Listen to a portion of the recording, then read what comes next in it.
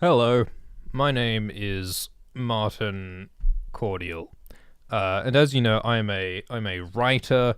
I construct structures out of words, like structure, and sometimes it gets all self-referential and confusing, but that's okay because the job of art is to reflect life, which is sometimes self-referential and confusing. Um, all right, here on Marten Cordial, this is gonna be a great episode. I'm really excited about this episode because we're gonna do some things that we've never done before on Marten Cordial.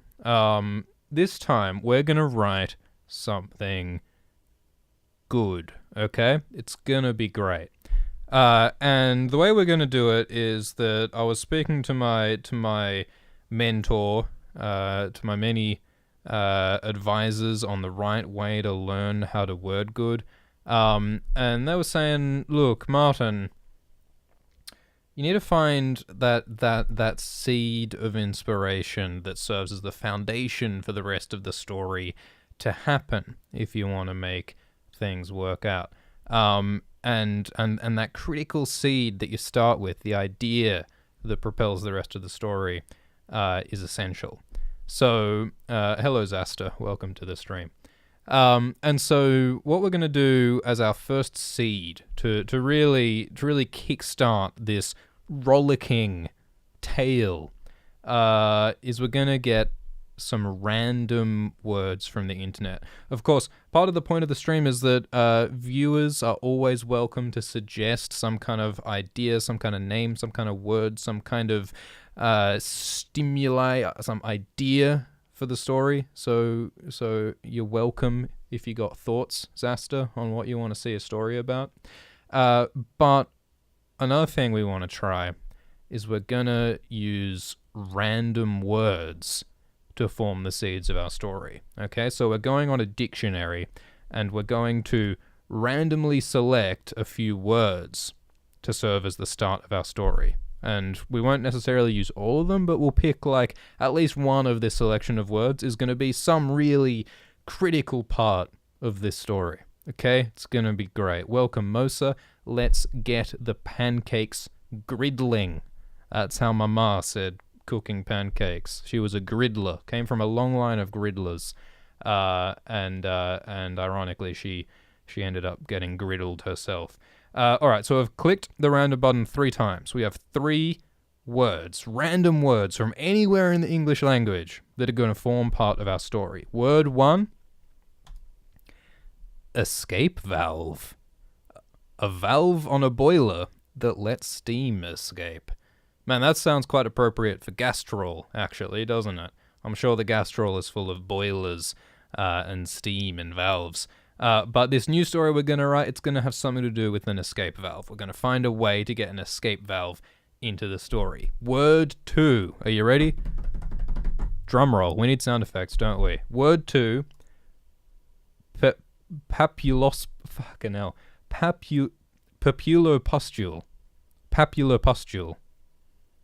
Papulopustule. A papulopustule is a small raised semi-solid skin lesion representing an intermediate stage between a papule and a pustule. And for those who weren't paying attention, a papule is a small inflammatory irritated spot on the skin like a pimple, and a pustule is a pimple filled with pus. So so we're building towards having pus, but we don't yet have pus. So this is like some middle stage in between health and eruption, maybe, is what this word represents. Papulopustule. We will try to work the word papulopustule in here. Third and final random word is restrictive random access memory. Oh boy. These are not easy ones, are they? A type of random access memory which stores bits as... Yeah, look. If we can get R.A.M, R.A.M into the story somehow, maybe that'll work. All right, let's actually get one more. Let's get one more random word, and the one more random word is hot as fire. Well, it's a simile more than a word. The breath was hot as fire. I reckon we can get that one in. All right, so The story, we want to have an escape valve. We want it to be hot as fire, and maybe it's even a papular pustule. I think you might use an escape valve to let the papular pustule fucking empty, you know, or something. I'm sure we can find a connection there. Do we have any thoughts from the viewers on what we should write this story about? Zaster, Mosa, what do you reckon this story should be about? We can actually get another random little seed to grow our story from Wikipedia. If we go to a random Wikipedia article, we get Clearbrook High School in Texas. Should we write a high school story about a hot as fire escape valve? The computer scientist in a high school like it'd be like about the IT person at a high school dealing with restrictive random access memory. That could work. How do we feel about that? Another idea: Quiz with Hale, an early television game show. A British series on the BBC in the 40s, presented by Lionel Hale. Well, we could use the name Lionel Hale. That's a pretty great name. So maybe we should keep that up our sleeve. And a Charaplayer tree frog. I like tree frogs. And I'm sure tree frogs can have papular pustules, if not an escape valve. Alright, we got frogs, we got high school, we got restrictive random access memory. I think we got all the seeds we need to write a great story. Mosa says that high school was terrible. Maybe we will embrace the terribleness. We will subvert the terribleness. We'll work it out. It'll be great. So let's write our frog, Hale high school story. What were the other prompts? Hot as fire, escape valve. Alright. Cool.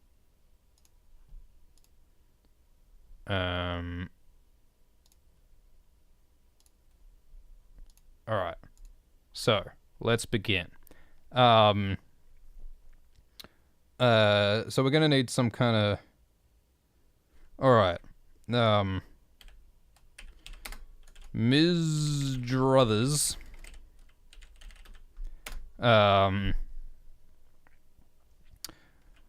was demanding immediate solutions. Actually, no, fuck it. We're gonna use past tense. We've used present tense in the past. Present tense, nah, it's old hat. We're gonna use past tense. Ms. Druthers demanded immediate solutions. She wanted the work done yesterday. She wanted today's work done yesterday, if not sooner. And I could barely keep up. We're gonna use the first person for this protagonist for the first time. See, we're breaking so much new ground on Marten Cordial already.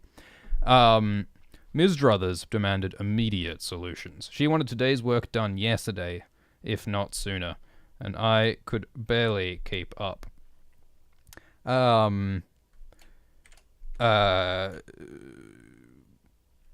This had been an especially hectic week at... Alright, what should our high school be named? What should our high school be called? It could be... I mean, what was that name from before? Lionel Hale? How about we call it Lion Hale High? That's the name of our school. It had been an especially hectic week at the Lion Hale High School.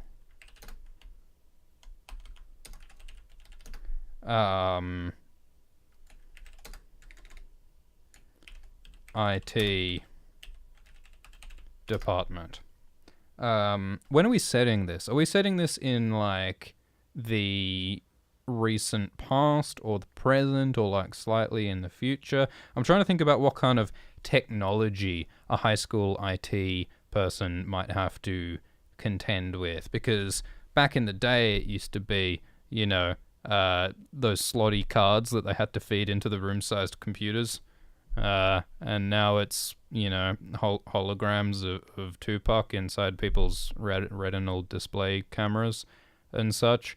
So we need to decide what level of like technology. I guess it can just be sort of modern day, because we want to use our prompt of the restrictive random access memory. So it's a type of random access memory, a type of RAM. So maybe Ms. Druthers is demanding more RAM.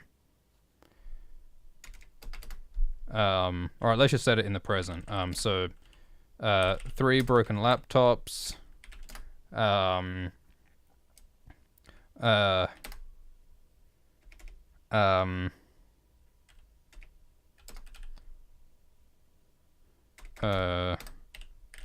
broken security camera. And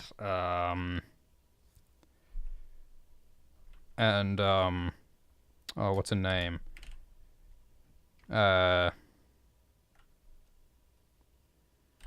Jimmy Speedham. That's a temporary name. And Jimmy Speedham had hacked the staff, the staff servers again.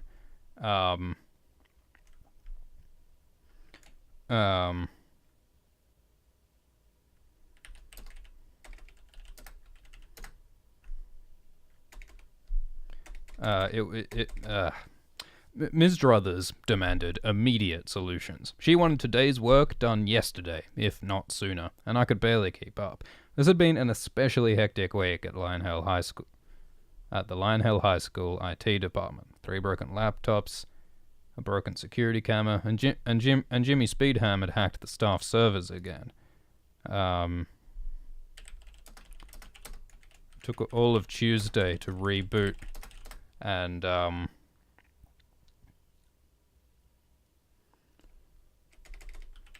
reboot and restore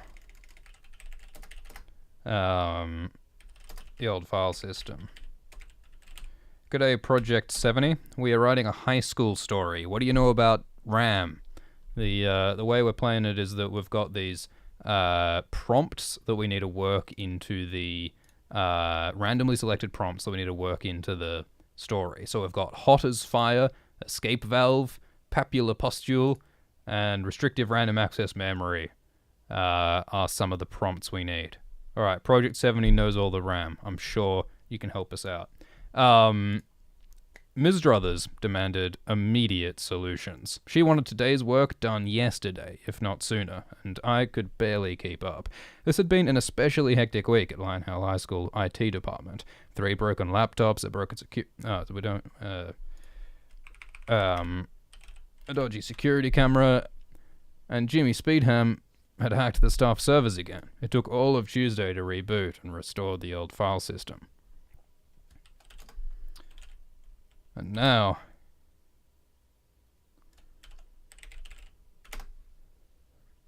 Druthers wanted more RAM. Alright, so one of the things we could do here, which would be easy and maybe funny, would be like having Druthers say like misunderstanding the concept of RAM. And I'm sure we too, or I will misunderstand the concept of RAM. But like if we could have her go like, I need to buy more RAMs. Where do we get the RAMs? I need at least 20 more RAMs to make the thing. Or we can make Druthers someone competent and like who knows what she's about in terms of RAM, but is like just overly demanding. So all right, let's do that. So I've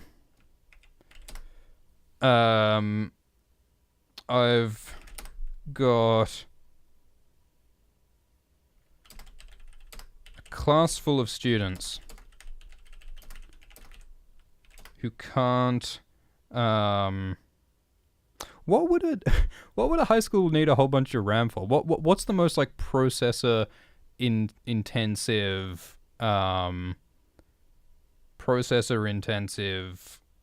task that computers would be doing in a high school? Video editing comes to mind. What else? You could be doing some kind of like animation, 3D modeling, 3D graphing, some kind of heavy data processing, running virtual machines, Project 70 says. Alright, there's an idea. So maybe Druthers needs to run Wine inside Mac, inside Windows, inside Linux or something. Why does Druthers need virtual machines? Well, maybe we'll work out some kind of reason. That's a good idea, Mosa. Maybe she's using the high school lab for something else after hours. Druthers has a secret. Yeah, alright. So here's what's gonna happen. Druthers is making like these crazy demands of like, I need like this really powerful machine. And our protagonist, our unnamed protagonist, is like, well, do you really need this powerful machine? What do you even need it for? And she's just like, no, look, I need it for the whatever, for the video rendering or the 3D modeling. And the protagonist assumes that Druthers just doesn't know what she's talking about and is just being ridiculous. But secretly, Druthers actually does have some sinister or just secretive purpose for what the RAM's being used for. Mosa asks, what's happening here? Is this a horror story, sci-fi drama? Dunno. Let's just work it out. But I think this will... Alright.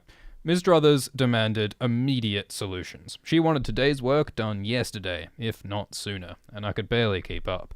This had been an especially hectic week at the Lionel High School IT department. 3 broken laptops, a dodgy security camera, and Jimmy Speedham had hacked the staff servers again. It took all of Tuesday to reboot and restore the old file system, and now Druthers wanted more RAM. I got a class full of students who, what kind of 3D? I'm still struggling with Druthers' excuse. I mean, Druthers' excuse needs to be like poor and insufficient for needing all these powerful machines, but it needs to be at least semi-plausible. So, I mean, I got a class full of students who need, I got a class full of students who need fast rendering of their,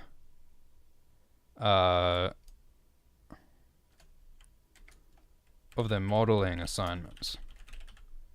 I got a class full of students who need their modeling assignments rendered. And there aren't enough hours in the day I've got a class full of students who need their modeling assignments rendered, and there aren't enough hours in the day. Yeah,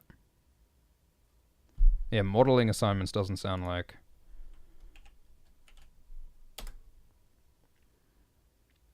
Yeah, that's the thing. Like Druthers' excuse for why she needs it is actually a cover for her real purpose, is I think what's going on. Actually, I guess an obvious possibility is that Druthers is running like a Bitcoin mining operation. Like you need really powerful computers to efficiently mine Bitcoins. So maybe Druthers is trying to enrich herself by getting all of these expensive computers on school funds in order to make money for herself. And she's using this 3D modeling nonsense as an excuse. Terrain modeling, Fairy Queen suggests. Archaeology connection there, maybe? Yeah, maybe there's maybe like a topography map. That would be cool. Like some sort of like Google Earthy sort of a thing.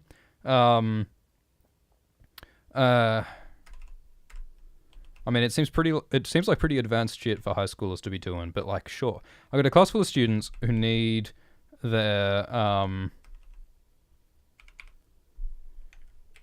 topography modeling assignments rendered.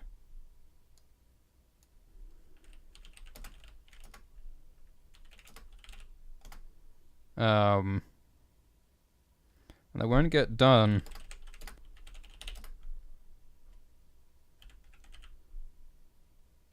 on these ancient done on these ancient machines.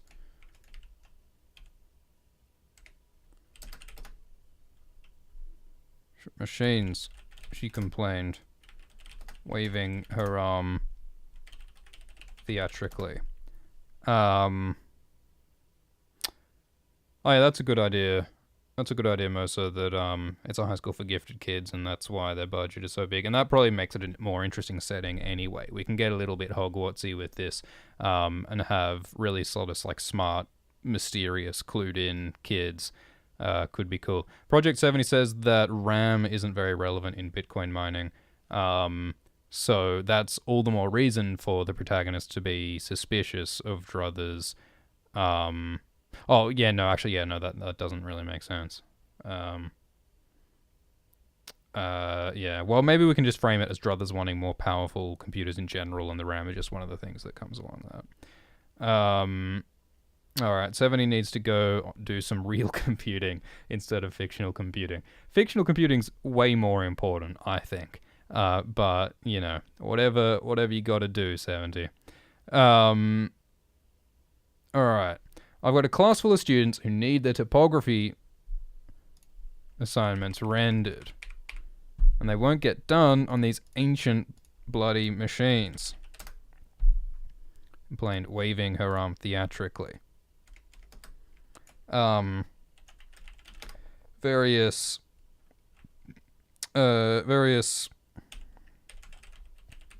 bracelets and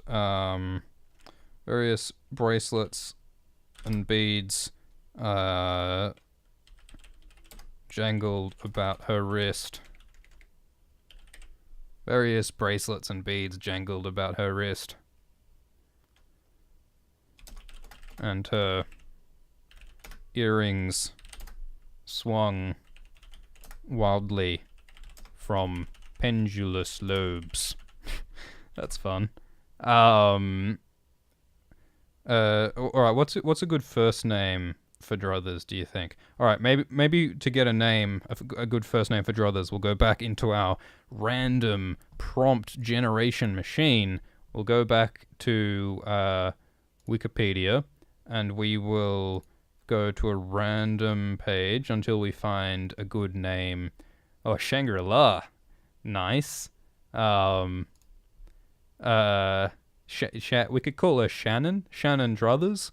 That's not a bad name. Shannon Druthers, Ms. Shannon Druthers. If you're actually modeling terrain right now, Hadass, that is can't be a coincidence. That's too appropriate for this story. Alright, what are the prompts? Grand View. Should we just call her Shannon Druthers? I think Shannon Druthers is okay. Vargas. Could Vargas be a first name? That's pretty intense. Leonardo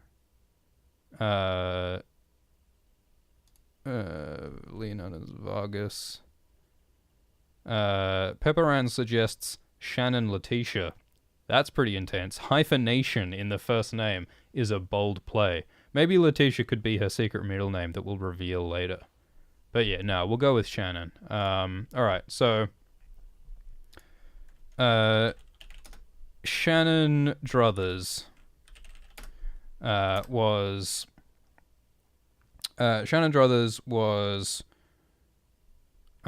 one of the senior. G'day, BRW. Shannon Druthers was one of the senior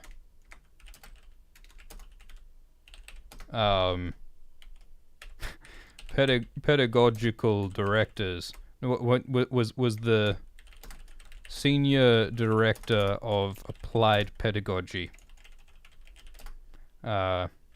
at Lionhead High. Alright, so I quite enjoy having, like, ridiculous, wanky titles. I think that lends itself to the idea of this maybe being, like, a school for, like, gifted kids. This is some kind of, like, wanky special school. Mysterious Hogwartsy school. So that's cool, but I feel like the name Lionhead High doesn't suit the idea of a super fancy school. So I don't know, maybe we'll leave it a bit contradictory for now, but I think we'll have to decide in the future whether this is going to be like a wanky, gifted, expensive X-Men sort of school, or whether it's going to be a more regular high school. Apparently we've got people from America, Israel, London, and Japan in this stream, which I think is fucking amazing. So welcome all to the stream. Thank you for being here. What have we got so far? Ms. Druthers demanded immediate solutions. She wanted today's work done yesterday, if not sooner, and I could barely keep up. This had been an especially hectic week at Lionhead High School IT department. 3 broken laptops, a dodgy security camera, and Jimmy Speedham had hacked the staff servers again. It took all of Tuesday to reboot and restore the old file system, and now Druthers wanted more RAM. I got a class full of students who need their topography assignments rendered, and they won't get done on these ancient bloody machines, she complained, waving her arm. Her arm, exasperated. Yeah, maybe we'll ease back on the theatrical idea, but she's exasperated. She's pretty antsy, or at least she's acting that way. Various bracelets and beads jangled about her wrist, and her earrings swung wildly from pendulous lobes. Shannon Druthers was the senior director of applied pedagogy at Lionhead High. She was the sort of woman. Actually, yeah, Speedham frantically. Yeah, frantically is not bad. Like we're assuming that the idea here is that Shannon Druthers is actually deceiving our protagonist. Shannon is actually demanding these powerful computers for secret reasons, not what she claims. And so maybe like a sort of frantic breathlessness would be a good sort of intensity and a good way for her to disguise her true intentions. I think that might be a good act for her to sort of play the franticness. And yeah, Speedham's ridiculous. If anyone's got a better idea for Jimmy Speedham, we can change that. Although the more I say Speedham, the more I like the name Speedham. So maybe we'll leave it for now. She was the sort of woman who'd Shannon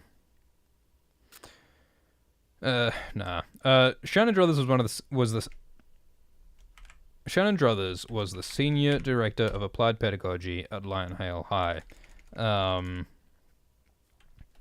She was too busy.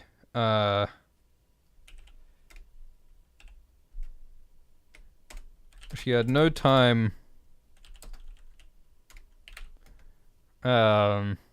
She had no time. She was so busy fixing everyone's problems that she had no time to listen to people's problems. You ever meet people like that? People who are just like, man, I just got so much going on. I just gotta run this whole operation, otherwise it'll fall apart. You gotta, like, I'm in control. I'm the reason everything's holding together. But, like, because of that intensity, they're not listening to what people's actual needs are, you know? Situations like that. Although I think we'll learn in the future that even that might just sort of be part of Druthers' deception to some extent. She was so busy fixing everyone's problems that she had no time to listen to people's problems. And so she had marched into my pokey office demanding more powerful computers.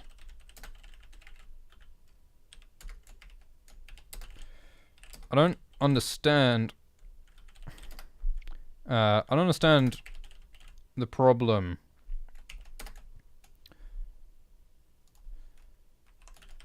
Sorry, but I really don't understand the problem.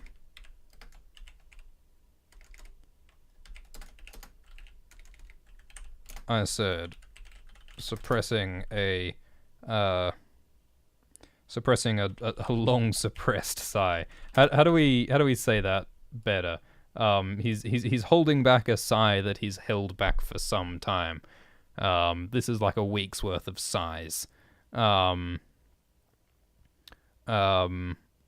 Suppressing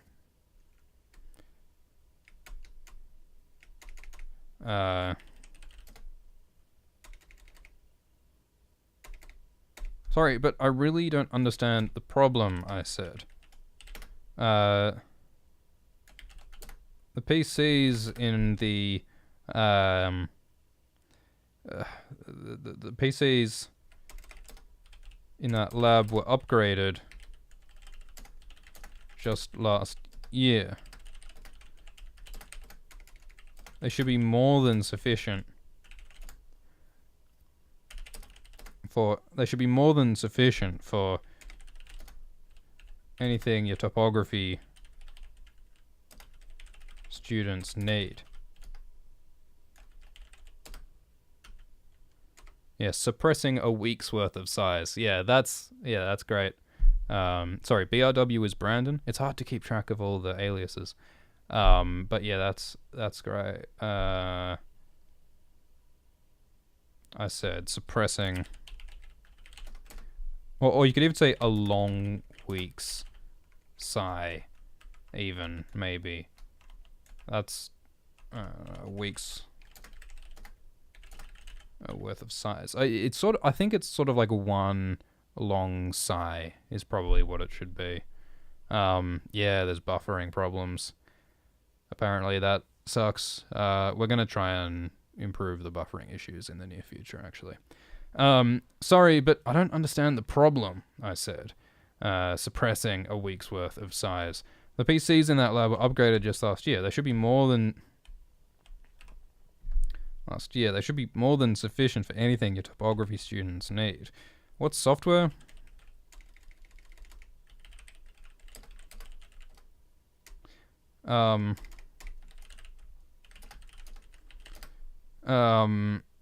What's a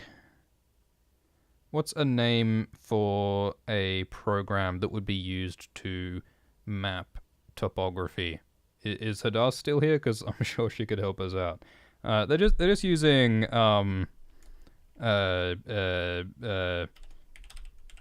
Rock-O-Matic, right? Rock-O-Matic V7. What's the name of the software that maps the world? They're just using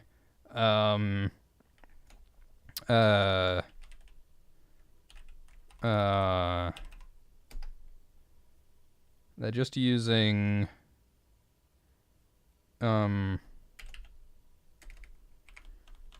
Alpha Contoured 7 GIS. Hada says. What does that stand for? I think we need a term that sounds to the uninitiated like geographic information system. Yeah, it should be geo something. Geo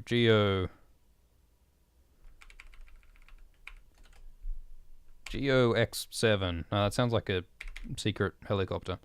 Geo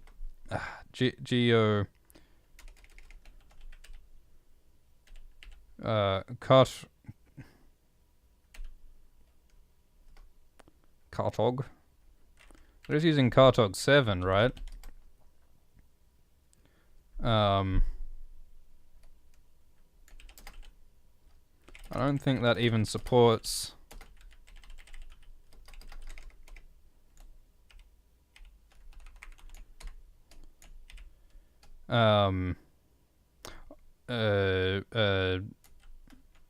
name. I don't have time.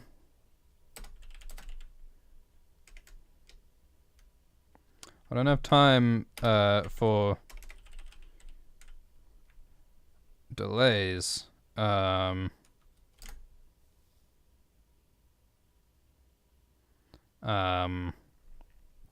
don't have time for delays. Just make the necessary orders, please.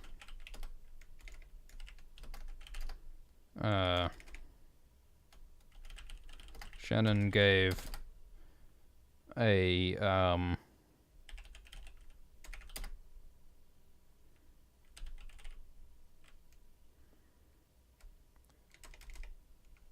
a pointed smile and strode from the room as briskly as she had entered.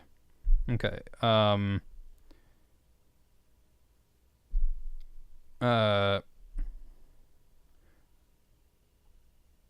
Yeah, cartography is probably something very different to topography modeling, isn't it? That is using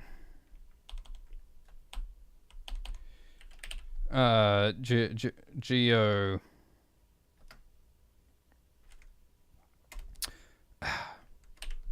Geog Suite 7, like whatever. Geog Suite 5. They're just using Geog Suite 5, right? I don't think that even supports... Oh yes. So what's the name for the protagonist? I think this is the time for a name. Oh,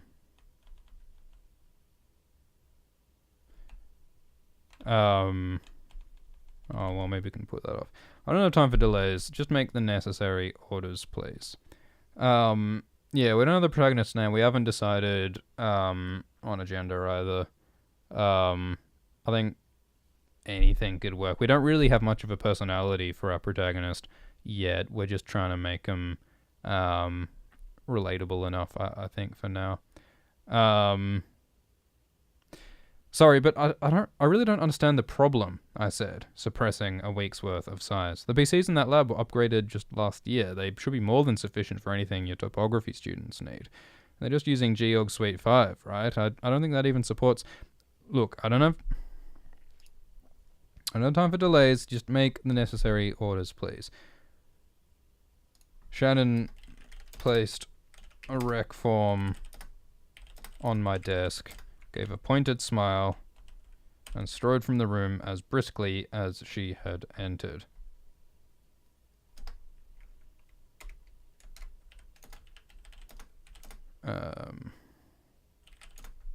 I shook my head in bafflement. Bafflement? I shook my head. Frustration and looked over the sheet.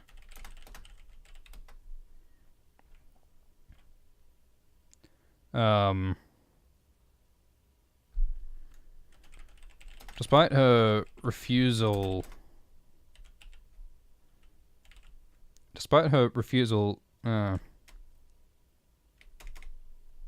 I shook my head in frustration and looked over the sheet. This was some serious hardware.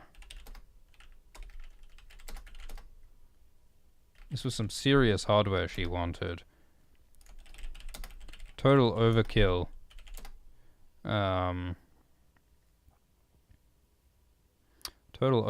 This was some serious hardware she wanted. Total overkill.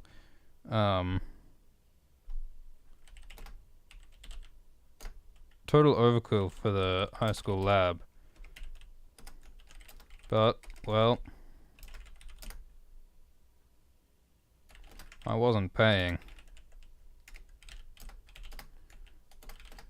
And I had more urgent problems to contend with.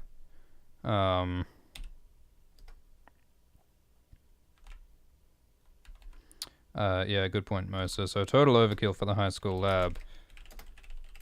No matter how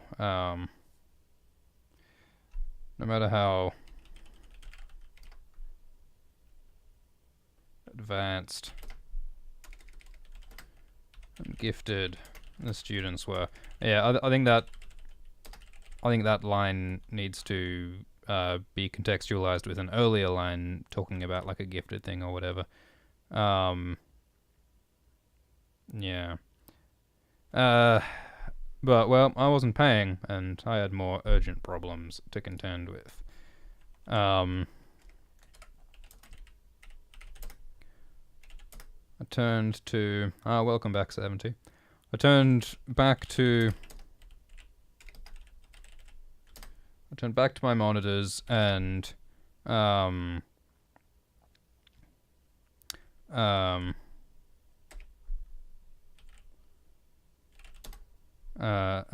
I turned back to my monitors and started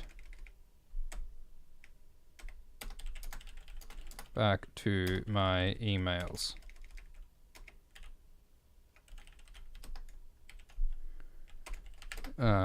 The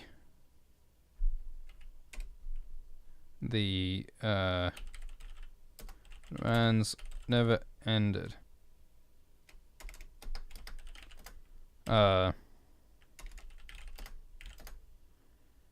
They rained in.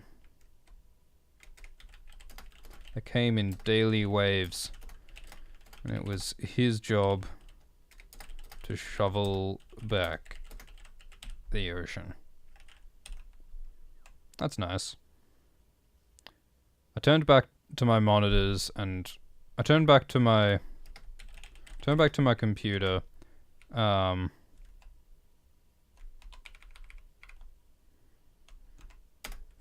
And returned to my inbox. The emails came in daily waves, and it was his job to shovel back the ocean. I like that. Alright, so I think what that beginning of the story has done is it's introduced our protagonist and his thankless job in the high school IT department. And it's introduced is he a bloke? I'm feeling like he's a bloke, but I don't know. And we've introduced Ms. Shannon Druthers, the high up school teacher administrator who is requesting far more powerful computers than seems very reasonable. We've introduced the problem. I think now we need to reveal some more hints about what's really going on, perhaps. So, how about we let some time pass? We'll use one of those wavy dings to show that time has passed. And we will say, Thomas. Yeah, Thomas is a good name, I think, most. So that's a good sort of hapless name, I think. Either for that or a tank engine. Should we pronounce it Tom or Thom, do you reckon, Brandon? I reckon either would work.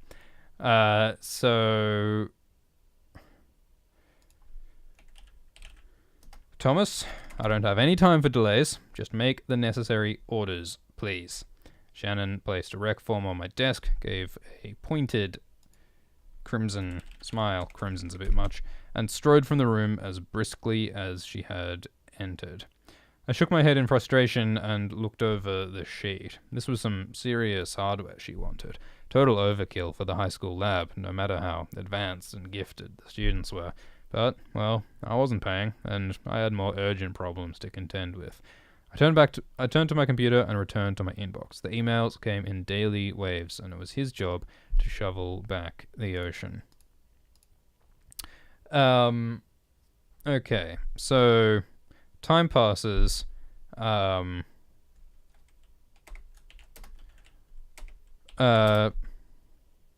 stood and stretched and felt my bones creaking. My little IT office doesn't have the fancy sit-stand desks that the high-ups use. So it was a So it was a daily. How do we describe the discomfort of having to sit at a desk all day? I stood and stretched and felt my bones creaking. My little IT office doesn't have the fancy sit-stand desks that the high-up admins use.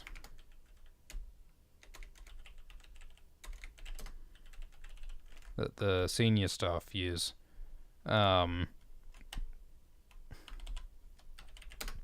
it was all I could do to keep the blood pumping through. How do we...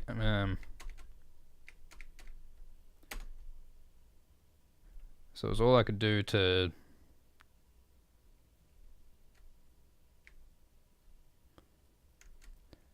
so it was...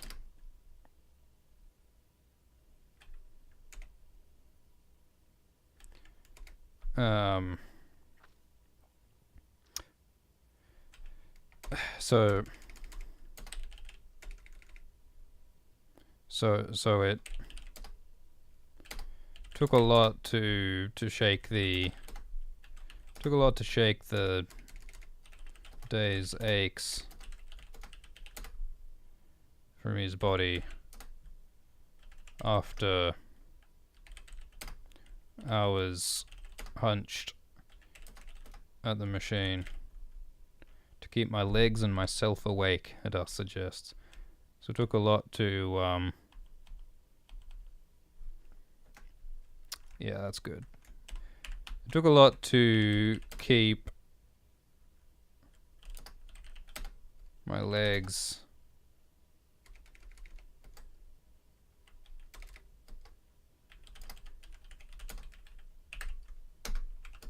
and myself awake.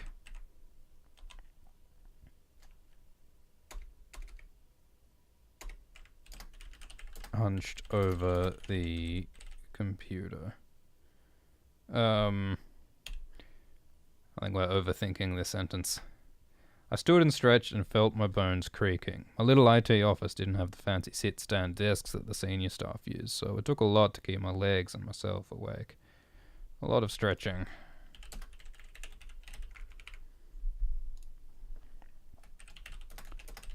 When I blinked at the high window, I realized it was already getting dark. So it was already getting dark. Yeah, I think this is hours of time. I think the idea is that he sort of accidentally worked till closing time.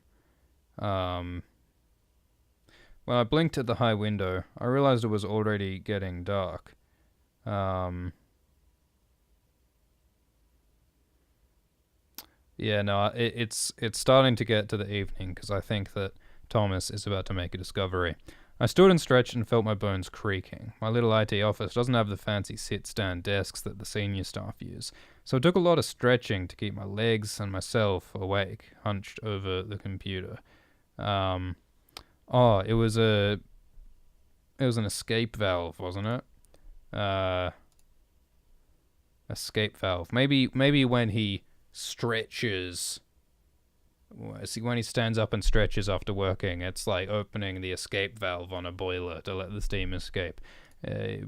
Thomas feels himself becoming a papular pustule when he sits for too long. These are the random prompts that we rolled at the start here. We haven't used hot as fire yet, unfortunately. I realized it was already getting dark. If it weren't for my rumbling belly, I might have worked all night. For all its endless tediousness, there was something satisfying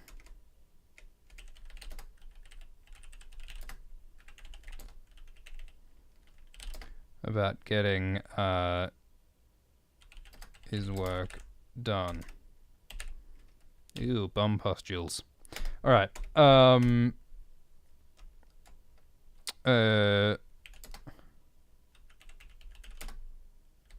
I stepped out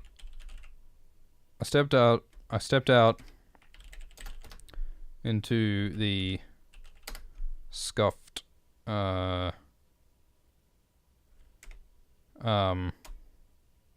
stepped out onto the scuffed carpet of the hallway outside. There's something very peaceful about the school in the evening. Oh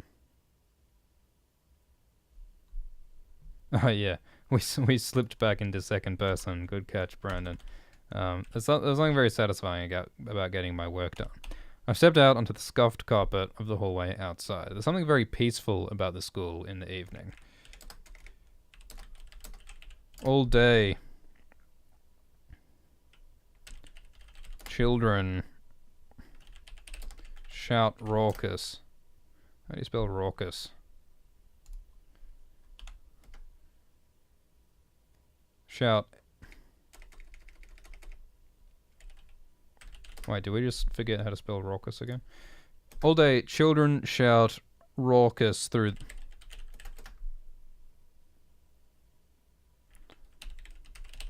the buildings.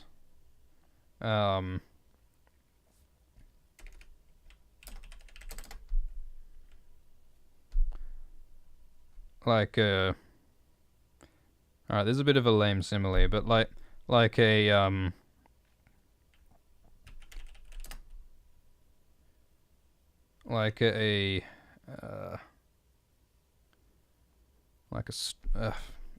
they shout raucous through the buildings. Like a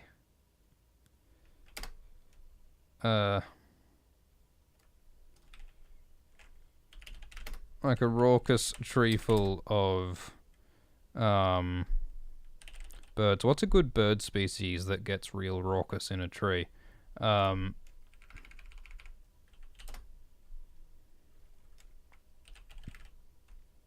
All day, children yammer and shout through the buildings. Through the buildings like a raucous tree full of birds. But at 3 p.m., they all migrate back to their various roosts.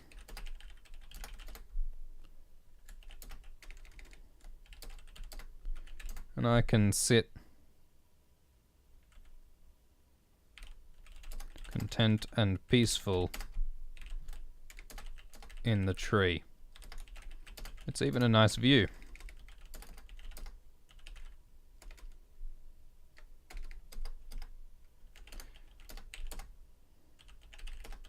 No one to bother me, but no one to bother me, but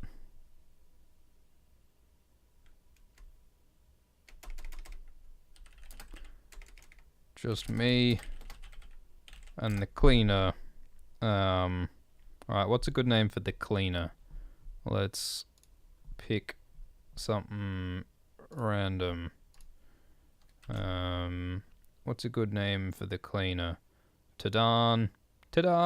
Nah, we won't use that. Clem Houseman. Clem's kind of a good name for the cleaner, I reckon. Clem Grundy. Ooh. Now that's a good computer. New brain. That looks exciting, actually. But yeah, I'm feeling Clem. Clem Chambers. Let's go with that. Yeah, janitor. Yeah, that's a better term, actually.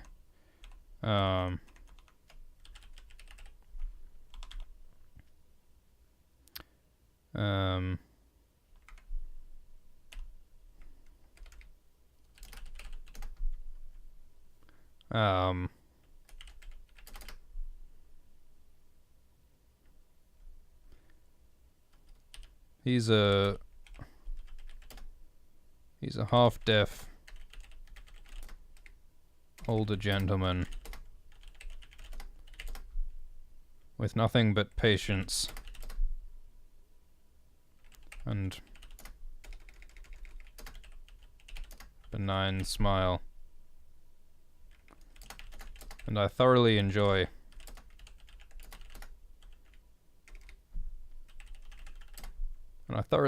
the wordless conversations passing by.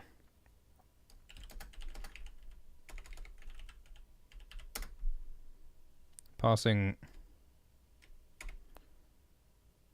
by hallways as the sun starts to set. Pepperan says, took a lot of stretching.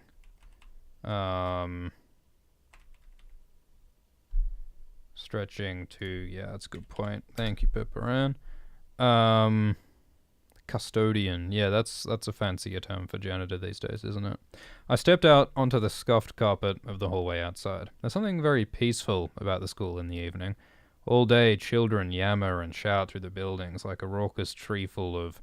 Yeah, so what birds have we suggested? Yeah, well, bats can work, but they're noisy in the night as opposed to the day. Parrots. Yeah, parrots works. Let's go with parrots. It would be more flavoursome to say like a specific kind of parrot, but I don't suppose we've chosen where this high school is. It could kind of be anywhere.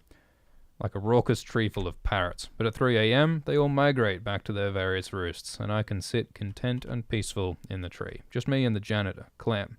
He's a half-deaf older gentleman with nothing but patience and a benign smile, and I thoroughly enjoy the wordless conversations we have. Passing by.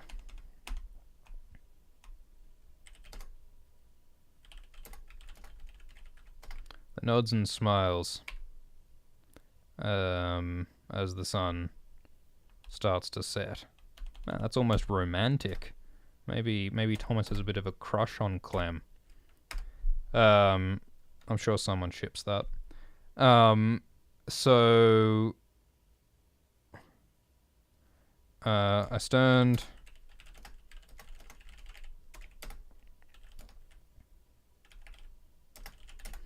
by the window and look over the school grounds. Pepperan does proofreading. What kind of proofreading you do? Maybe you could proofread some Marten Cordial. Rose-ringed parakeets. Well, I think a parakeet could actually work here instead of just parrots. Do you think parakeets are known for being especially noisy? I don't know. I think it works though, and it's more interesting than parrots. I stand by the window and look over the school grounds.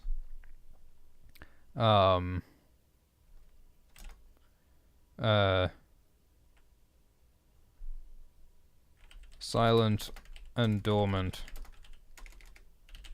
until the whole mad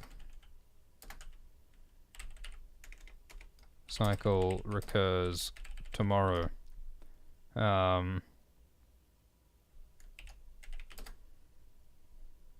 It's quite a beautiful space, really.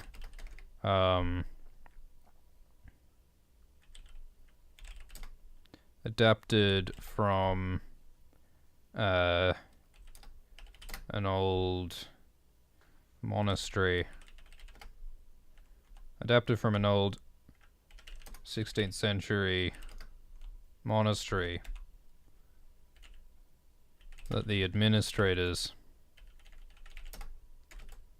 Well, how about an asylum?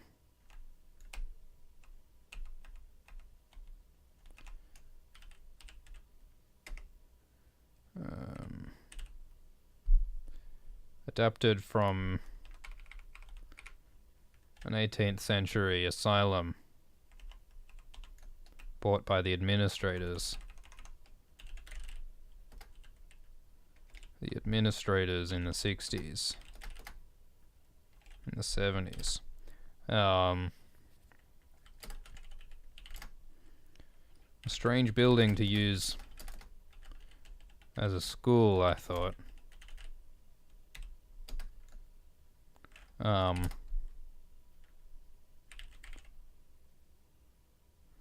But there's something to be said for, there's something to be said for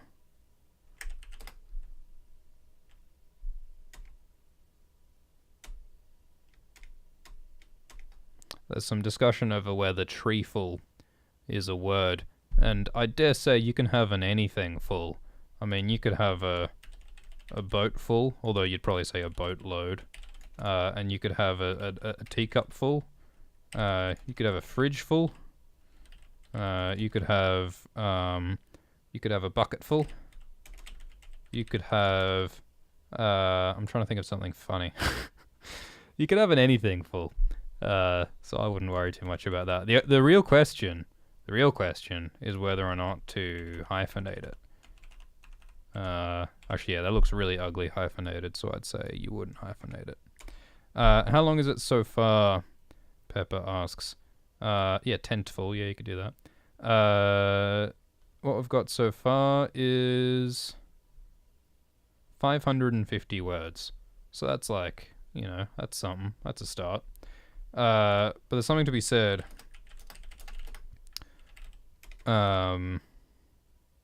There's something to be said for the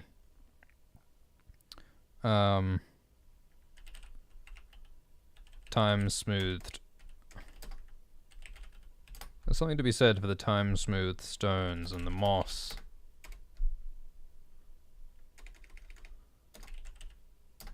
And the rich moss that has invaded.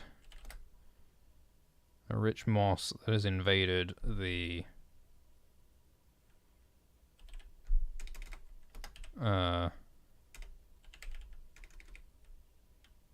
lines of mortar. A bumful, Mosa says. Oh, how rude. This is a Christian server. We don't say naughty words like bum here. Hadassah's article is 6,000 words. That's pretty bloody long, Hadass. A strange building to use as a school, I thought, but there's something to be said for the time-smooth stones and the rich moss that has invaded the crooked lines of mortar.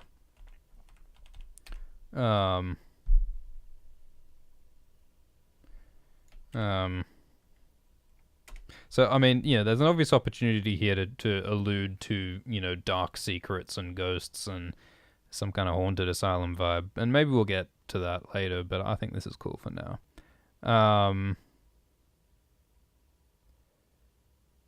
But there's something to be said for... Oh, did I use the wrong pronoun for Pepper? I'm sorry if I did. But there's something to be said for the time-smooth stones and the rich moss that has invaded the crooked lines of mortar.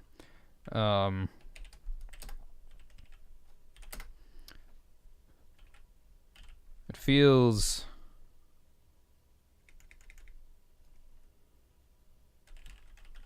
It feels timeless. Stable. A constant amidst the churning rigors of the school's daily grind. Yeah, I don't like that sentence, but whatever.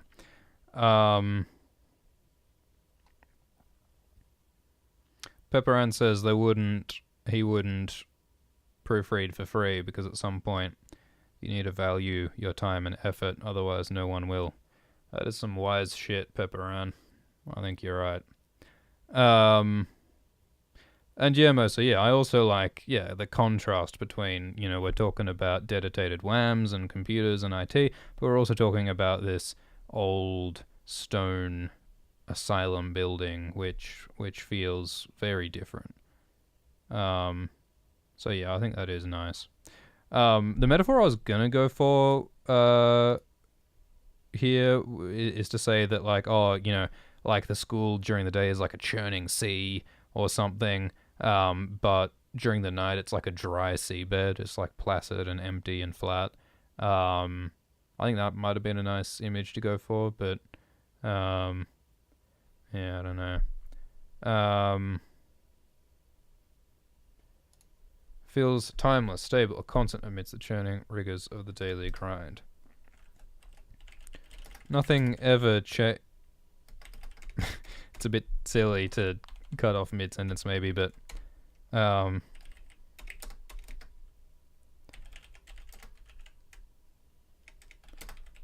light is on in the computer lab. I frown. Everything's meant to be shut down. Everything's meant to be shut down by now.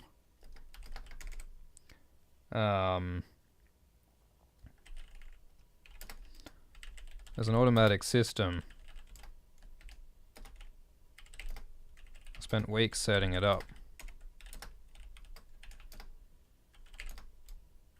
Has some student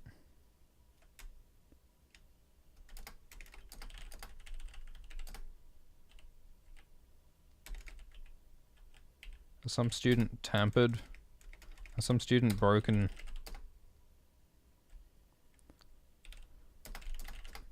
Has some student broken in? Thieves?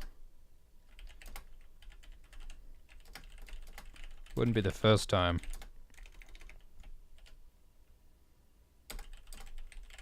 I was tempted to call security.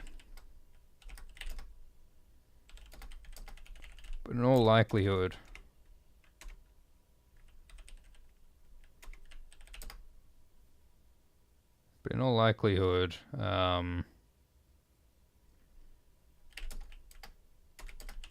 just some glitch. Another problem to solve tomorrow.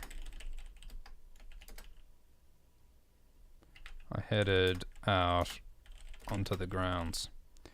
Some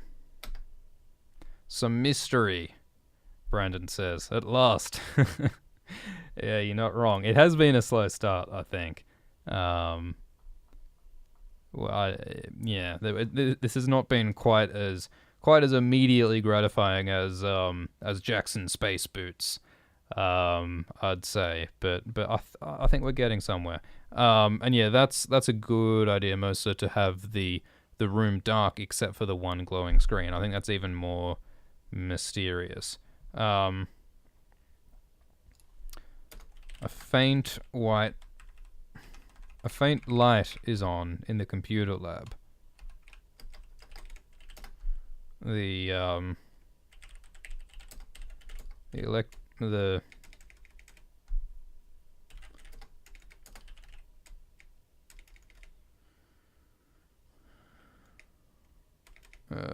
bluish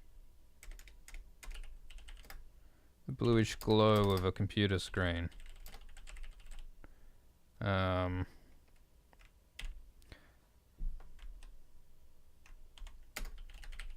Computer screen. The glow of a computer screen.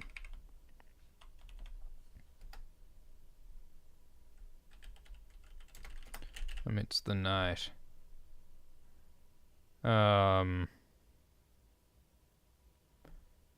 well, I don't know. That's also a bad phrase, but we'll keep moving. Everything's meant to be shut down by now. There's an automatic system. I spent weeks setting it up. Has some student broken in? Thieves? It wouldn't be the first time. I was tempted to call security, but in all likelihood it was just some glitch. Another problem to solve tomorrow. Or, better, tonight. I headed out to the grounds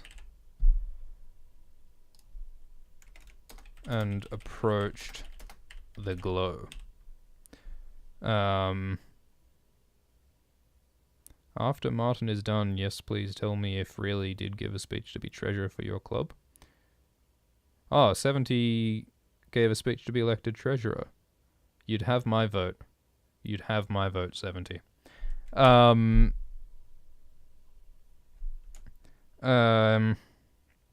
What should Thomas think while he approaches the mysterious glow?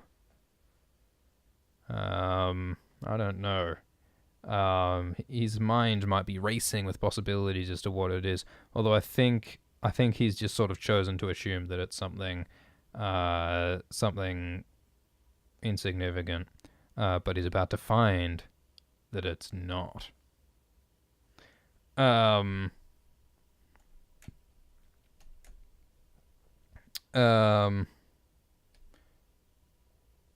yeah. So what I'm imagining here is like a sort of, open campus sort of a situation where there's a bunch of buildings, and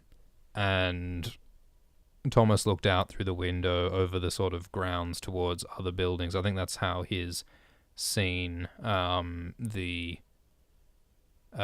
lab from a distance. And yeah, of course, it would be more sensible if the IT office was close to this computer lab. But maybe that particular logistical nonsense is just another frustration that Thomas is dealing with at his workplace. Yeah, I think there's a bunch of buildings, Brandon. Well, yeah, no, that's true that Shannon was waving in the direction of the computer lab before, so... Oh, well, yeah, no, that's still fine. I think it can be at a distance. Yeah, alright. I headed out to the grounds and approached the glow. Of course, if anyone listened to me... the IT office will be right next to the computer lab. That way, I wouldn't have to daily run the gauntlet.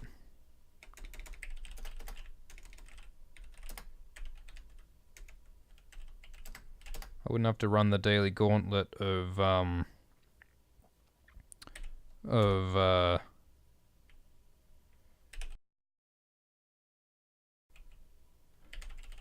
her eyes widened wide.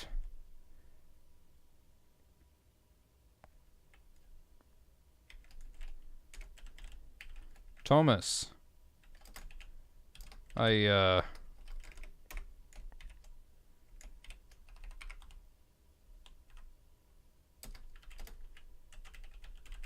she scrambled to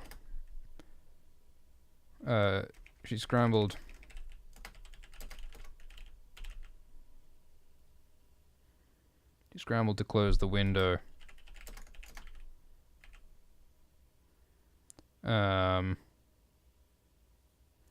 She scrambled to close the window before I saw... alright, looks like the stream dropped out, so just so we know what's what. So our stalwart protagonist Thomas is creeping up to investigate the screen that's glowing in the computer lab. He crosses the grounds and he opens the computer lab door slowly. Unlocked, no sign of forced entry. A shadow was hunched over the whirring machine. I stepped closer, curious to see what Jimmy was up to, and my poor ankle clicked and alerted the intruder. It wasn't Jimmy Speedham. It was Shannon Druthers. Her eyes widened wide. Thomas, she scrambled to close the window.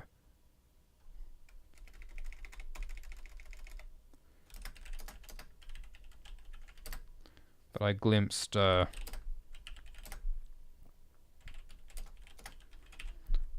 rapid white text on black.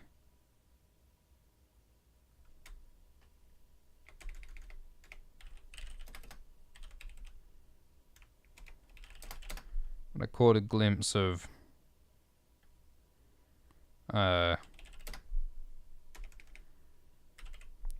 code on black.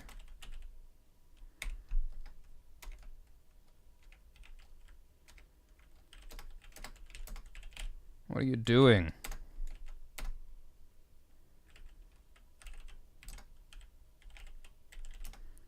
Honestly perplexed. I don't think I've ever actually seen Druthers use a computer before. Mostly she just...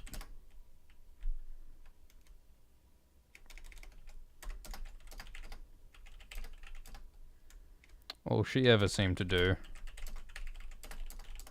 was tell others what to do. Usually on computers. I don't know. I think there's a way to word that to make that funny. So what is Druthers doing that she's covering up?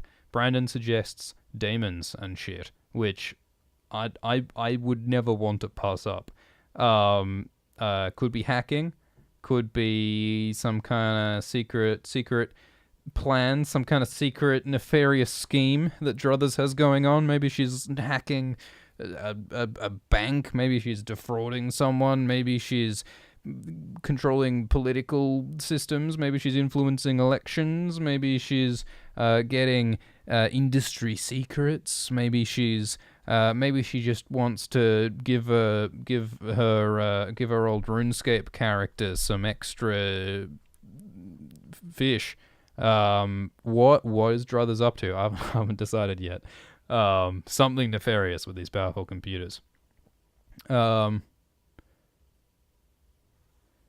What are you doing? I asked, honestly perplexed. I don't think I've ever actually seen Druthers use a computer before. I'd ever actually seen Druthers use a computer before. All she ever seemed to do was tell others what to do. Usually on computers. So yeah, we could do a double switcheroo. We could make Druthers seem clueless, but actually have a nefarious plan, but the nefarious plan is actually a benign plan. Maybe that's what's happening. All she ever seemed to do was tell others what to do, usually on computers. Clandestine, an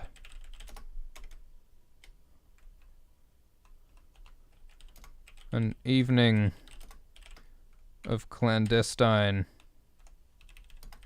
hacking did not seem her idea of a good night out.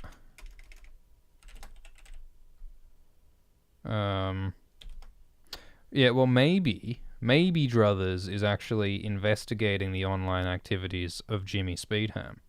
Maybe Jimmy Speedham and Shannon Druthers are locked in a eternal deep web hacking war where they are vying for influence over the secrets hidden within the school intranet of this ancient asylum-built school. Maybe that's what's going on. I still like the idea of her using the powerful machines for Bitcoin mining, because that's like literally something that like is happening in the world lately, which is interesting. Yeah, but yeah, no, I like that idea, Brandon, that yeah, Shannon is actually secretly doing something good and important. And I hope that Jimmy Speedham is involved, because I've already dropped the foreshadowing about Jimmy being involved in some kind of technical computer-based plots. But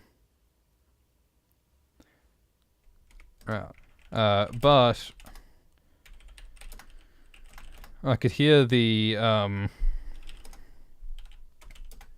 fans of the computer. Oh, here we go. Hot as fire. All right. So the randomly chosen prompt that we rolled to begin this story included hot as fire, escape valve, papular pustule, and resistive random access memory. So I could hear the fans of the computer whirring urgently. The machine was running hot as fire. And suddenly... The machine was running hot as fire, and suddenly I understood Shannon's R.A.M demands. Mercer reckons that the asylum was bought under false pretenses, and Jimmy can prove it. And Brandon suggests something related to the fact that the building is old. Literal underground shit being used for something crazy. I fucking like that, Brandon. I fucking like that. And maybe that could even relate back to the idea of, like, topography assignments that the students are doing. Maybe this is some kind of, like, radar scanning underground mapping that Druthers has the students doing. Seemingly is just some random assignment, but it's actually part of her investigation into the history and the secrets of this asylum building and what's underneath it. Something under the school. Something with an escape hatch. Yeah, no, that's... I love all of that. And Jimmy Speedham is involved. Something I think might be fun to introduce here is family lineage and heritage as part of the mystery. Like maybe one of Jimmy Speedham's ancestors from the old Speedham family. Maybe the Speedham family and the Druthers family have been sort of like feuding for generations, like the Montagues and Capulets. And Thomas finds himself unwittingly at the center of this generations-old conflict. That is something I enjoy. So let's make some notes. Secret underground mystery beneath the asylum. Being mapped topographically. And Druthers versus Speedham multi-generational conflict. Yeah, so it could be like, it could be land rights, it could be money. I'm sure that'll be part of it, but I think it should be something else important as well. I mean, maybe there was some event in the past between the Druthers and the Speedhams that caused this whole sort of beginning. Maybe someone wronged someone, and that bad blood is sort of the emotional foundation of the conflict now. Maybe one of the Druthers or the Speedhams ran the asylum. Like maybe there was a Speedham who owned the asylum, founded the asylum, and a Druthers was wrongfully kept in the asylum as part of the feud, and so there's bad blood over that, perhaps. Maybe there's still people down there. Maybe there's generations of the descendants of the asylum prisoners, clients, who have survived like Morlocks in the caves under the asylum and are living to this day, being secretly fed by someone, and they're living like subterranean Morlocks. That's maybe a bit too far. But no, I like this. This is a good bit of sort of background intrigue. False imprisonments. Spurned marriages. Stuff like that. Alright, Brandon's off. Thank you for hanging out, Brandon. That's some good fucking ideas, man. We'll see you next time. Alright, I think we're wrapping this up anyway.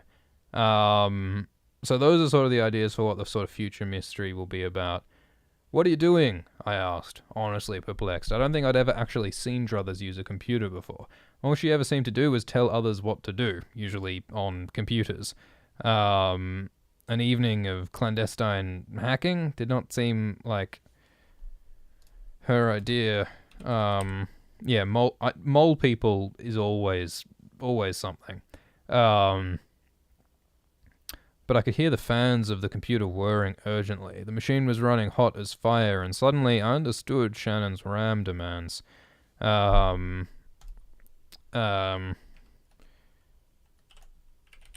Druthers was doing some serious work here, but what? Alright.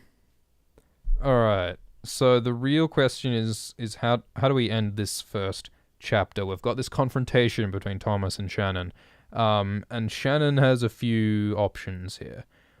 Shannon could just try to deny everything and just give some lame excuse and just whatever.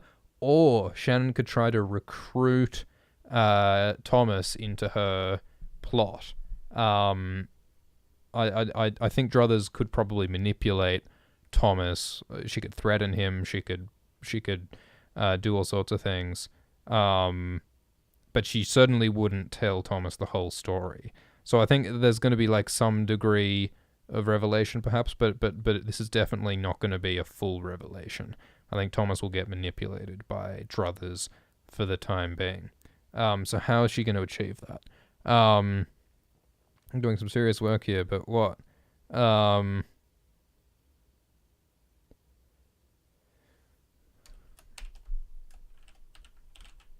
Thomas,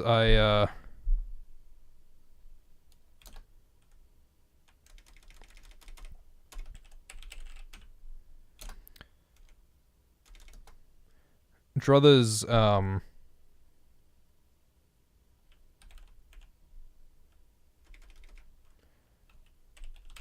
Druthers stood, and suddenly she was the woman I knew again. Thomas, she said again.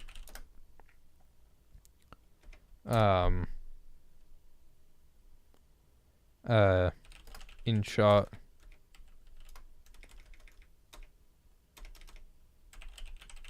confident this time. She strode across the room and turned on the lights, leaving. I blinked, disoriented. Druthers stood, and suddenly she was the woman I knew again. Thomas, she said, confident this time. She strode across the room and turned on the lights. I blinked, disoriented. I'm glad you're here, Thomas. I'm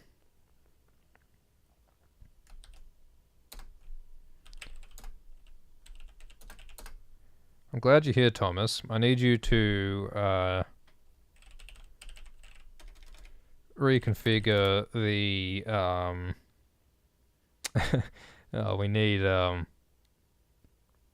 we need 70 back for some jargon here.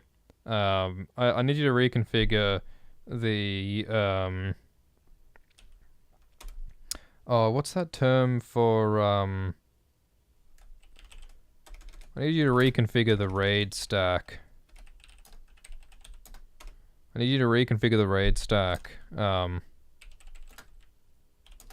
Free up some storage. I got a lot of data to compile.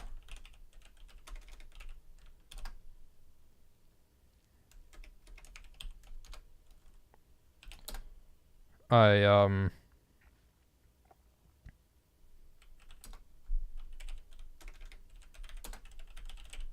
was still standing, still baffled.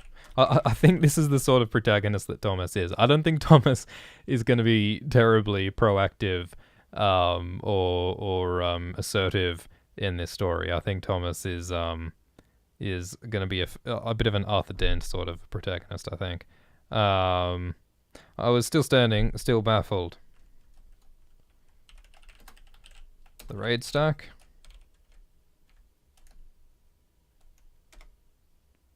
I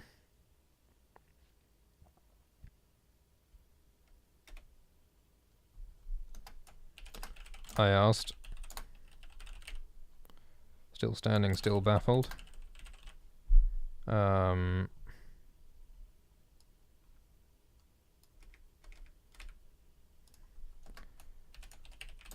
It's outside.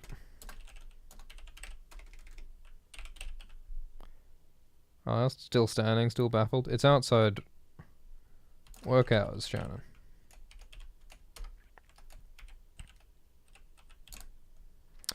Yes,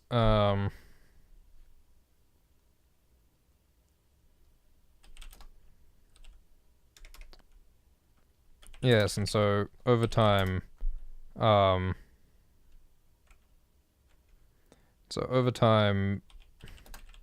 pay applies naturally. This is urgent business. This is urgent business, so if you need to,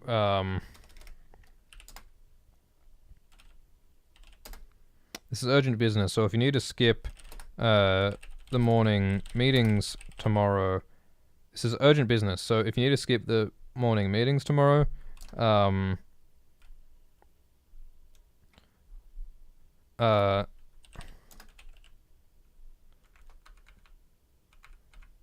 urgent business, so you may need to skip the morning meetings tomorrow. And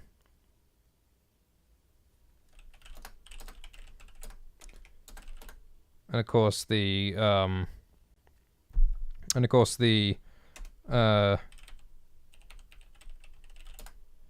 administrative lounge will be open if you need refreshments. Do you reckon the admins have like a nice bar that they that they use during school hours in the secret administrative lounge? That'd be nice.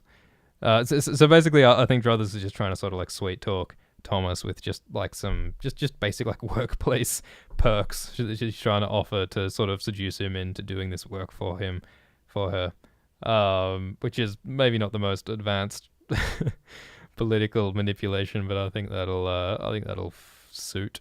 G'day, Advar. We're doing some high school IT drama. What I've got so far is that our protagonist Thomas works in a high school IT office. The school is Lionhale High School, and Lionhale is, I think, maybe a bit of a upscale, prestigious, fancy Hogwartsian sort of a slightly mysterious school. Computer espionage drama is what it is. Yeah, Mercer. And it's a school that's built out of an old asylum, actually. An old asylum building, which adds a sort of interesting vibe to the place. But it's a high school, and this character, Shannon Druthers, is like some high-up administrator in the school. And she's very demanding and busy and officious. And she's making demands for more powerful computers from Thomas, the IT guy. And Thomas is puzzled why Druthers needs these more powerful computers, but whatever.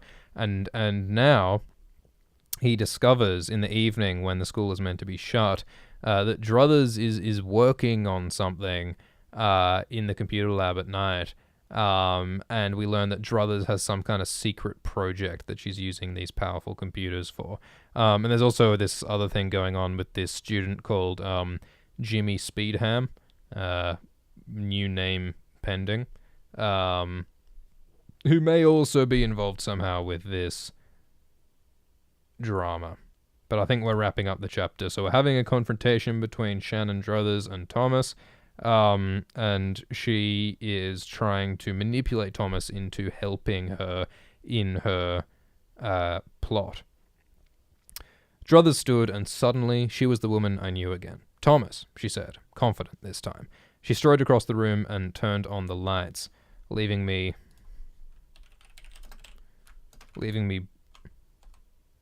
leaving me disoriented, blinking. G'day, Rager.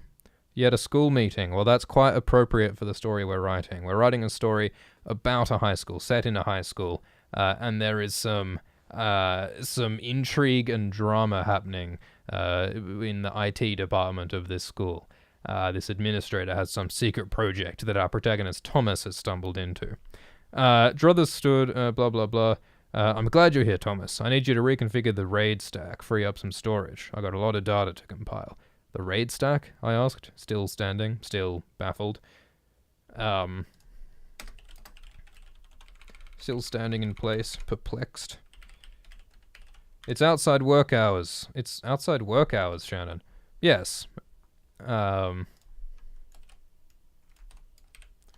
Yes, she replied. And so overtime pay applies, naturally. This is urgent business, so you may need to skip the morning meetings tomorrow. And of course, the administrative lounge will be open if you need refreshments.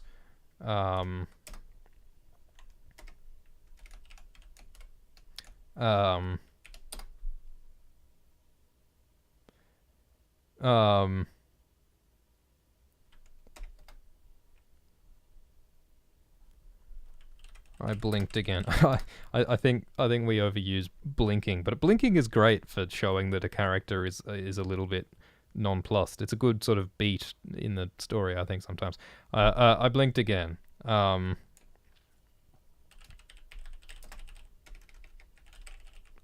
Skipping tomorrow's meetings would be nice.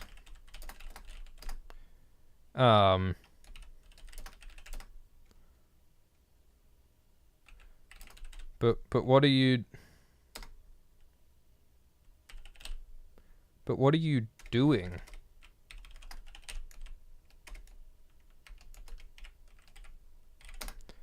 We're processing,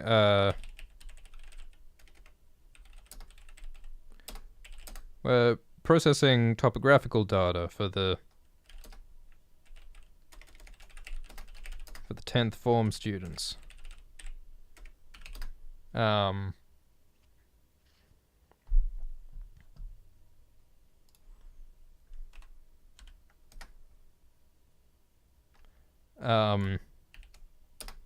Yeah, good point, Mossad. I didn't... Software she was using. Processing data for the 10th form students. We're processing topographical data for the 10th form students.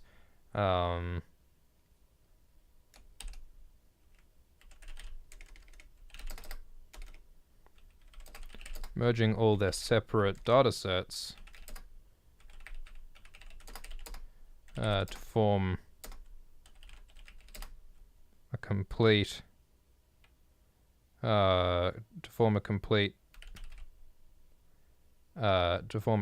model.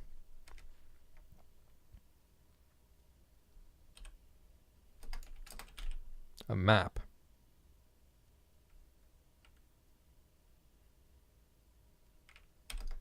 A map.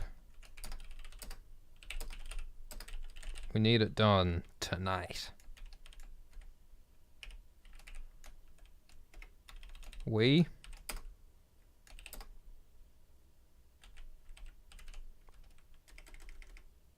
We, I said.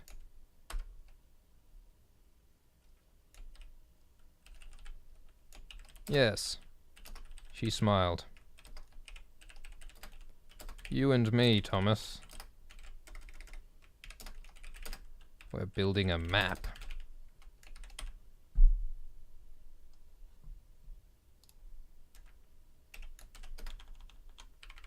Alright, that is a good ending to chapter 1, I think. You and me, Thomas. We're building a map.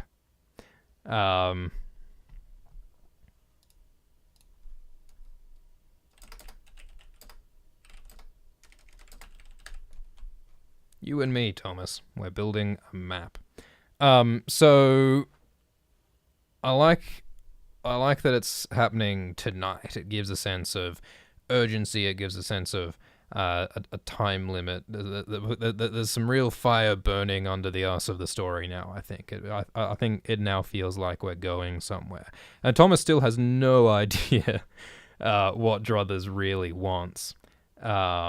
It's still deeply mysterious. I think what's happened is that Druthers has been using the students' assignments, getting the students to collect data, like maybe some kind of like underground radar under the school or something, which seems innocuous to the students, but which Druthers is going to use to discover the real secrets that lie underneath the asylum, underneath the school. The idea is that there's some kind of caverns and some kind of secret which somehow relates to the history of the asylum, to the history of the Druthers family, and perhaps to the Speedham family. So I'm excited for where this is going. The last thing we need is a title. We need a title for this story. We could use one of the prompts that we started with somehow, maybe. Hot as fire, escape valve. I mean, escape valve could almost be a title. I don't know how it directly relates to the story just yet. But yeah, I don't know. What's a good title? Actually, you know it's a good title. You know it's a good title that actually relates to what we know about the story so far. R.A.M. Ooh, R.A.M. That's quite an aggressive, singular, strong word, I think. I do like Escape Valve too, Pepper, but R.A.M. Does it stand for something? What could R.A.M. stand for? Could it be an acronym? We could make it an acronym. So it's like, it could mean random access memory, or it could mean something even weirder and more mysterious. I think this is a good draft title. This chapter was written by Marten Cordial with... Alright, so who have we got here? We got Pepperan. Is that the name you want to use? I forget if there's another name. Mosa likes to go as Stephanie, I believe. And Rege, I believe, goes as Rege. And Advar and Hadass. And 70 and Brandon. And who else do we have? There were definitely others. Help me out with the names, if you would, please. Yeah,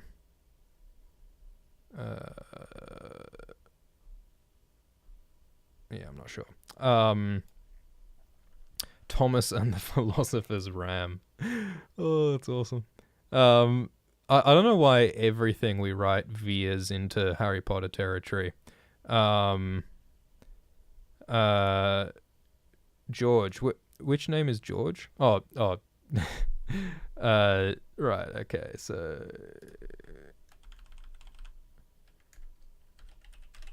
Sweet. Are those all the names? We can always add them again later. Rega, you contributed your presence, and that is the best part. Alright, so I think we've got everyone. I think we've got a pretty decent chapter. R.A.M. Chapter 1. We met Thomas. Alright, so we should conclude this the way we should conclude every Marten Cordial stream, which is with a reading of the chapter. So here goes. R.A.M. Ms. Druthers demanded immediate solutions. She wanted today's work done yesterday, if not sooner, and I could barely keep up.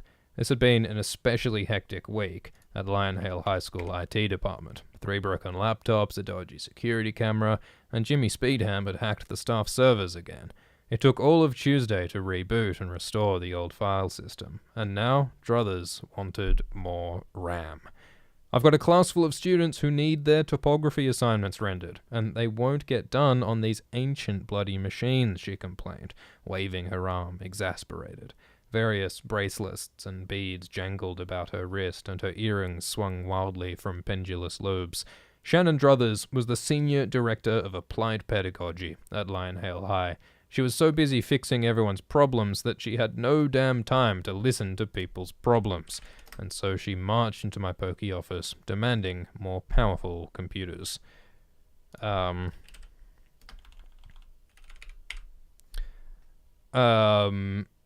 Sorry, but I really don't understand the problem, I said, suppressing a week's worth of sighs. The PCs in that lab were upgraded just last year. They should be more than sufficient for anything your topography students need. They're just using Geog Suite 5, right? I don't think that even supports... Thomas, I don't have time for delays. Just make the necessary orders, please. Shannon placed a rec form on my desk, gave a pointed smile, and strode from the room as briskly as she had entered. I shook my head in frustration and looked over the sheet. This was some serious hardware she wanted. Total overkill for the high school lab, no matter how advanced and gifted the students were. But, well, I wasn't paying, and I had more urgent problems to contend with. I turned to my computer and returned to my inbox. The emails came in daily waves, and it was my job to shovel back the ocean. I stood and stretched and felt my bones creaking. My little IT office doesn't have the fancy sit-stand desks that the senior staff use, so it took a lot of stretching to keep my legs and myself awake, hunched over the computer. When I blinked at the high window, I realized it was already getting dark. If it weren't for my rumbling belly, I might have worked all night. For its endless tediousness, there was something satisfying. For all its endless tediousness, there was something satisfying about getting my day's work done. I stepped out onto the scuffed carpet of the hallway outside. There's something very peaceful about the school in the evening. All day, children yammer and shout through the buildings like a raucous treeful of parakeets. But at 3 p.m., they all migrate back to their various roosts, and I can sit content and peaceful in the tree. Just me and the janitor, Clem. He's a half-deaf older gentleman with nothing but patience and a benign smile, and I thoroughly enjoy the wordless conversations we have, the nods and smiles as the sun starts to set. I stand by the window and look over the school's grounds, silent and dormant until the whole mad cycle recurs tomorrow. It's quite a beautiful space, really, adapted from an 18th century asylum bought by the administrators in the 70s. A strange building to use as a school, I thought, but there's something to be said for the time-smoothed stones and the rich moss that has invaded the crooked lines of mortar. It feels timeless, stable, a constant amidst the churning rigors of the school's daily grind. Nothing ever changes. A faint light is on in the computer lab, the glow of a computer screen amidst the night. I frown. Everything's meant to be shut down by now. There's an automatic system. I spent weeks setting it up. Has some student broken in? Thieves? It wouldn't be the first time. I was tempted to call security, but in all likelihood it was just a glitch. Another problem to solve tomorrow. Or, better, tonight. Dinner could wait. I headed out to the grounds and approached the glow. Of course, if anyone listened to me, the IT office would be right next to the computer lab. That way I wouldn't have to run the gauntlet of carrying heavy That way I wouldn't have to carry heavy computer hardware across the grounds each day. Sometimes the kids are nice enough to help, but when a laptop mysteriously disappeared last month, that had to end. It's probably that same kid robbing the computer lab now. Jimmy Speedham, no doubt. Honestly, I had to admire the kid's ingenuity. Rumor was that he used his stolen laptop to defraud, to run some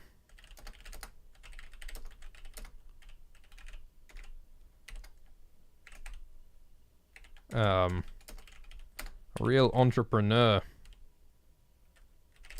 Oh, we spelled entrepreneur right in the fucking first time. I'm proud. A real entrepreneur type. But if Jimmy was robbing the lab, that was a step too far. He'd be expelled for this. I opened the computer lab door slowly. Unlocked. No sign of forced entry. A shadow was hunching over the whirring machine, furiously tapping at keys.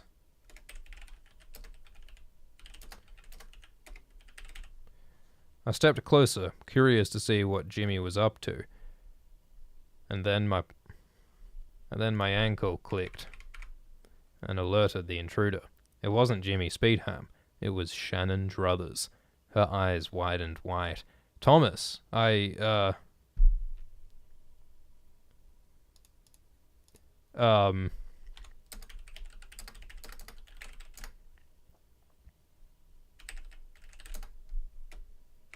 She froze for a moment.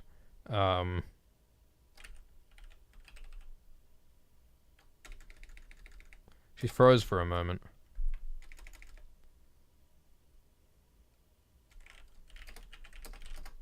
Her hair and bangles all a tangle. Is that terrible? That's probably terrible.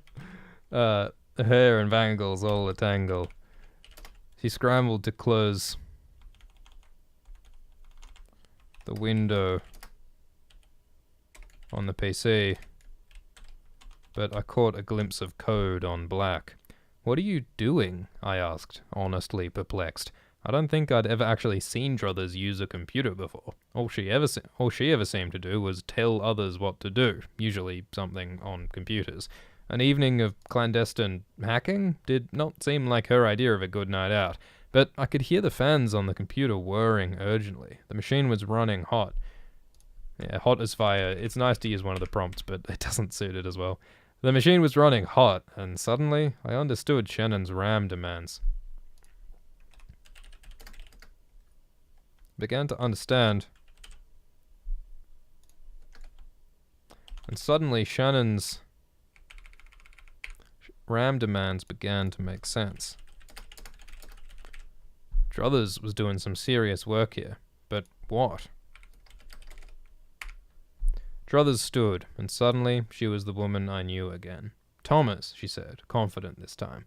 She strode across the room and turned on the lights, leaving me disoriented, blinking. So that's like a power play and a half, right? So like, for a moment there, Druthers was disoriented and uncomposed.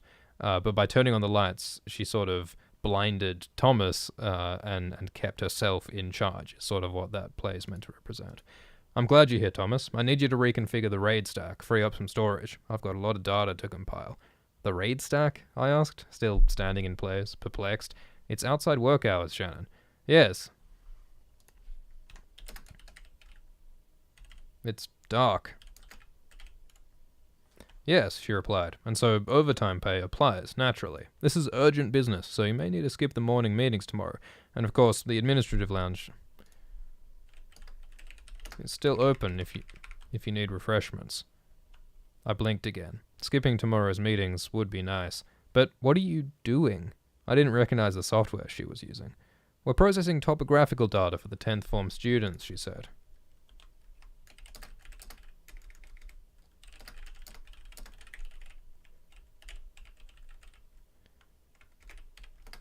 "Merging all of their separate datasets to form a complete 3D model. We need it done tonight." "We?" I said. "Yes." She smiled, a broad, red smile. "You and me, Thomas. We're building a map." Sweet. Okay, I like it. I think that's a good chapter 1. Apparently we've messed up the tense. Yeah, no, I think we are trying to do this in past tense. So the present tense is from the point on Thomas appears. Isn't Thomas in the whole bit? Oh, we'll sort the tense out later. I think this is grand for now. Okay, so this is chapter 1 complete. Thank you all for participating. This was lovely. This was the 5th story. We've had the River of Chocolate Dreams. We've had the exciting space ventures of Jackson Space Boots. We've had Gas Troll. We've had Cold Blooded. And now we have R.A.M. A 5th story. Lovely. So yeah, cool. Thank you. Have a good one. I think we definitely need some outro music.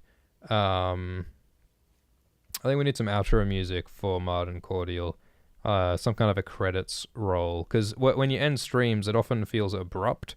When you end a stream, I think it'd be nice to let it sort of wind down. So actually, what I will do to just sort of give it a moment of winding down is we'll have a little message on screen saying stream over, thanks for watching, and we'll just leave that here for a few minutes. I'll just turn off the mic and leave that for a bit. And that can be our little outro. I don't remember when Schweifty tried to play Guess the Tune. I don't know. I don't know what a Schweifty is. That sounds like some kind of disease. Pepperan, I'm 90% sure that I could not write entrepreneur again. I'd never get... It's like bureaucrat. I could never write bureaucrat correctly the first time. All right. So yeah, Marten Cordial out. Have a good one.